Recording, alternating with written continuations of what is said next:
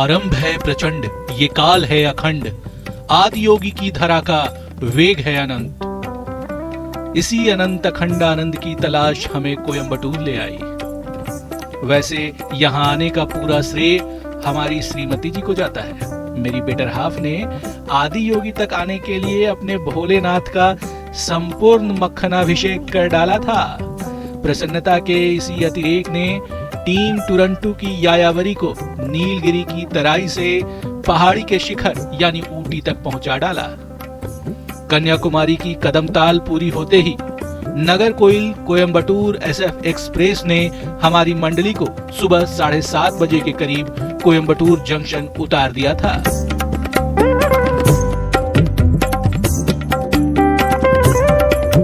नोयाल नदी के तट पर नीलगिरी की तलहटी में बसा कोवई नगर चेन्नई के बाद तमिलनाडु का दूसरा सबसे बड़ा शहर है। कर्नाटक और तमिलनाडु की सीमा पर बसा कोयम्बटूर आर्थिक रूप से कॉटन सिटी के तौर पर अपनी पहचान बना चुका है। यही वजह है कि इसे दक्षिण का मैनचेस्टर भी कहा जाता है। लेकिन यहाँ की प्राकृतिक वादियां भी कम लुभावनी नहीं। कोयम्बटूर के निर्झरवण, घाटियां और अपलक नजारे आपसे शब्द छीन लेंगे।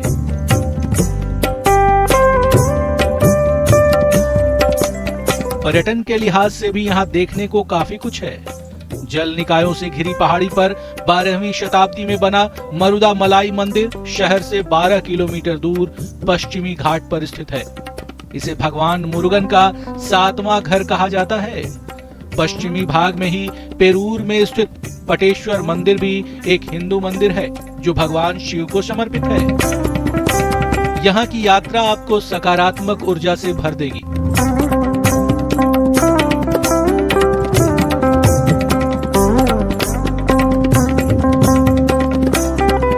ये नगरी भगवान अयप्पा को समर्पित श्री अयप्पन मंदिर से भी सुसज्जित है।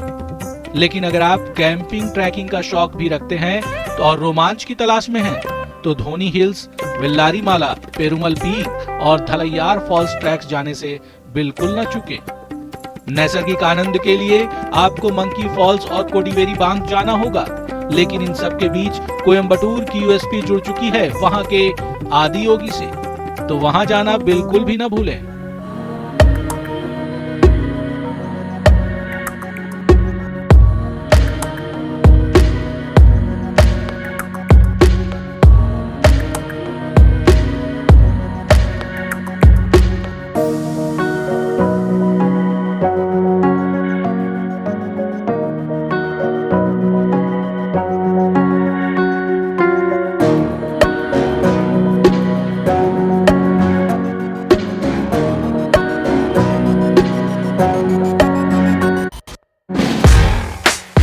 कोयम्बटूर में हमारा विश्रामगाह बना था रेलवे का रिटायरल रूम। कोयम्बटूर जंक्शन के प्लेटफॉर्म नंबर 1 और 1A पर स्थित इसके कमरे आरामदायक और जेब के लिहाज से काफी मुफीद साबित हुए। आमतौर पर एक प्लेटफॉर्म से दूसरे पर जाने के लिए ऊपर से पारपथ बना होता है, लेकिन यहाँ स्टेशन पर पारपथ की बजाय अंडरपास बने हैं जो व्यवस्थित भी हैं और साफ सुथरे भी।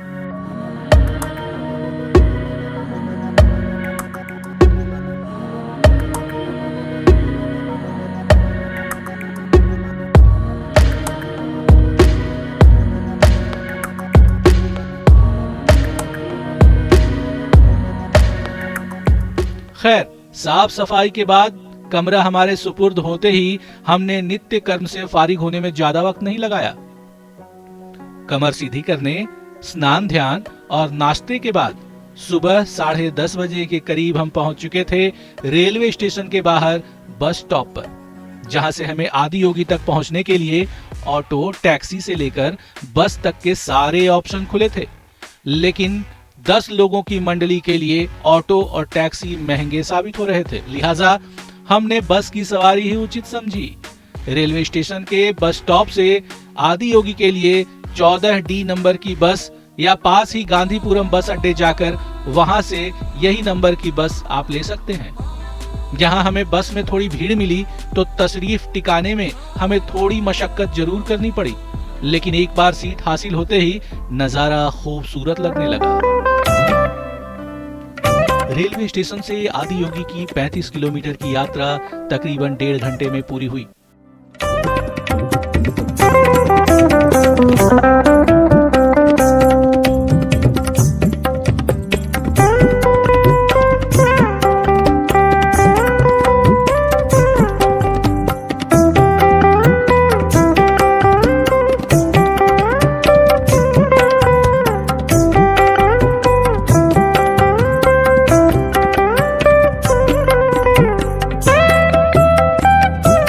पार्किंग एरिया के अंदर की तरफ बढ़ते मुख्य द्वार पर लगे साइन बोर्ड ने बताया कि एक तरफ ध्यान लिंगम है तो दूसरी तरफ आदियोगी की प्रतिमा। मन उत्साहित था, प्रफुल्लित भी। आदियोगी से मुलाकात का इंतजार खत्म हो चला था। 200 मीटर की वॉक को हमारी मंडली ने विलुप्त होती बैलगाड़ी के नए अवतार का आनंद लेते हुए पार किया और आदियोगी से रूबरू हुई।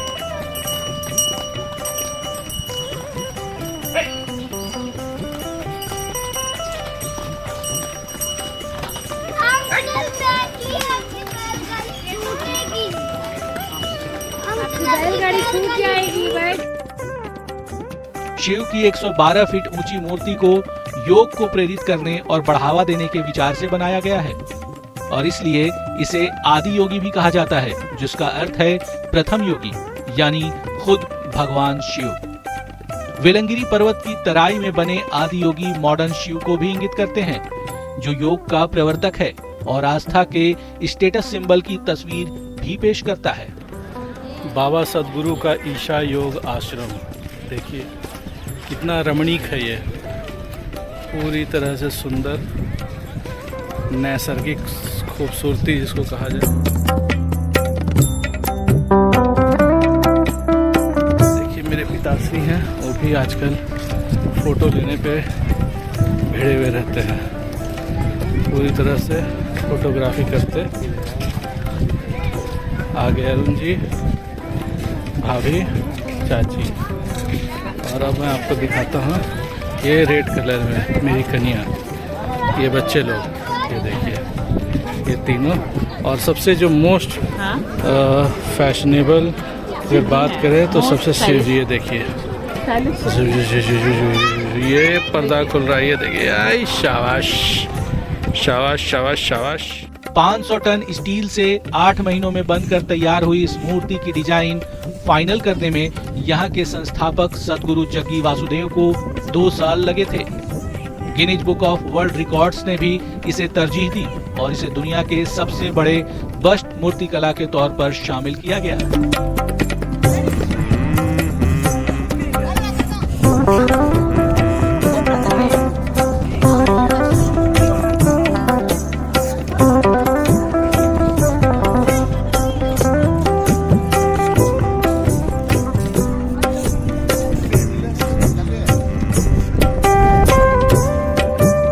आदि योगी से हुई मुलाकात ने जल्द ही हमें उनके गणों के गुणों से दोस्ती करा दी।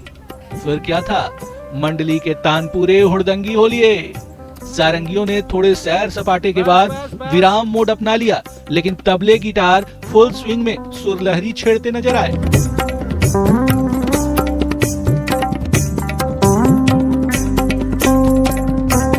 अलग अलग नोट्स पर इनकी थिरकन कैद करते 3 घंटे यूं निकल गए।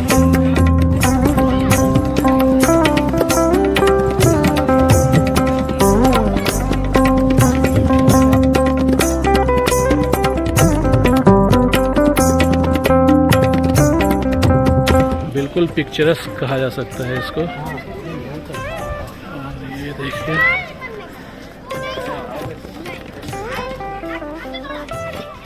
ये बैक व्यू, ये देखिए।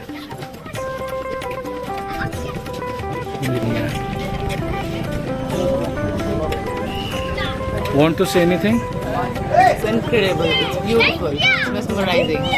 One must visit this place. Thank you. Ticket कटाना है, पैदल चलना है? पैदल नहीं चलना है। पैदल नहीं चलना। ले लो, गाड़ी आ रही 2-3।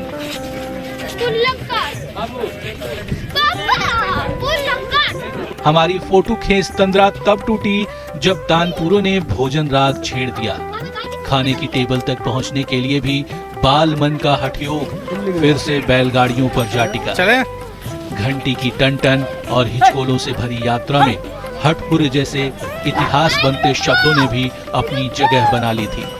मॉडर्न शिव का ये रेट्रो अंदाज मन को भाने लगा। हाँ फूल ही दिए थे ना वो। इसके बाद मेदू बड़ा खाएंगे।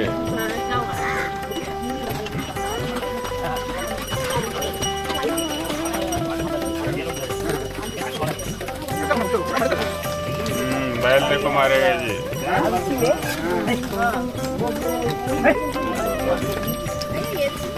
अरे इधर आ रहा है, उधर करने का बाबा।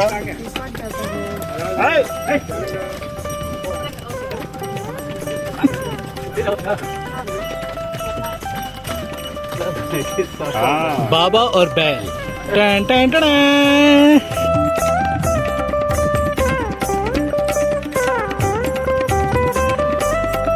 खैर चंद मिनटों में हम कैंटीन पहुंच चुके थे। खाने की टेबल से पहले मेन्यू से जंग छिड़ी तो मैडम जी ने तानपुरों के जरिए पूरी मंडली को सब कुछ समझा दिया। बोलो यही क्या है?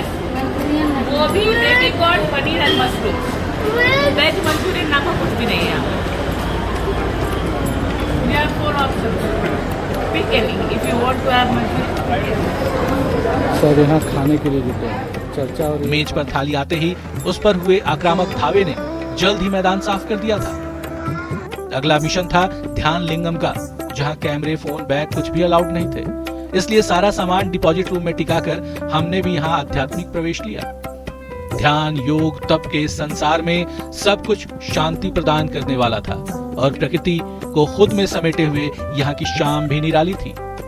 हालांकि अंदर आते ही सबसे पहले पादुका योग झेलना पड़ा, फिर आश्रम का महत्व बताता 10 मिनट का वीडियो सेशन और तब एक बड़े से हॉल में प्रवेश, जहां सूर्य कुंड में पुरुषों और चंद्र कुंड में महिलाओं के स्नान की व्यवस्था दिखी। जिसके बाद सबसे बड़े नंदी से मुलाकात कर पहले लिंग भैरवी और तब ध्यान लिंगम के दर्शन कर पाया। ध्यान लगाते और योग में तल्लीन युवाओं से पटा दिखा ये पूरा आश्रम। यहाँ के तकरीबन सभी हिस्सों से गुजरते और ध्यान लिंगम के दर्शन करते 7 बज चुके थे। वापसी में पादुकावास के पास छोटे छोटे शॉप बने हैं, जहां से आप आदि योगी के छोटे मॉडल समेत वहां के स्टाइलिश पहनावे और दूसरे सोविनियर्स की खरीदारी कर सकते हैं। हमने भी थोड़ी बहुत शॉपिंग की और पहुंच गए आदि योगी के पास, जहां 7:30 बजे लेजर शो था। योग, आध्यात्म, उद्भव, विनाश से परे शिव का अद्भुत वर्णन।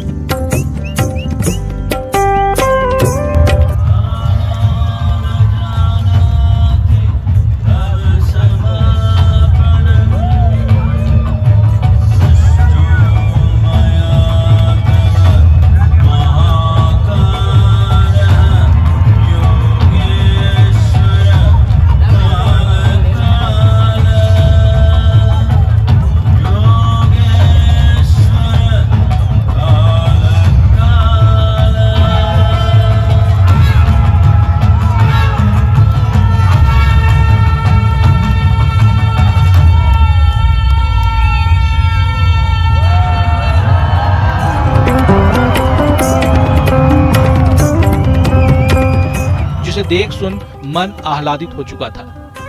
इसके बाद हमने वापसी की बस ले ली थी। बस से वापसी के दौरान रात में जगमगाते शहर का नजारा भी मन को छू लेने वाला रहा। अगली सुबह 5 बजे पूरी मंडली तैयार थी टॉय ट्रेन के जरिए पहाड़ों की रानी ऊटी की सैर पर जाने के लिए। तो गाइस, अगर आपको ये वीडियो पसंद आया हो तो लाइक और सब्सक्राइब करना न भूलें। जल्द मिलेंगे अपनी ऊटी यात्रा के साथ। तब तक के लिए शुक्रिया, धन्यवाद।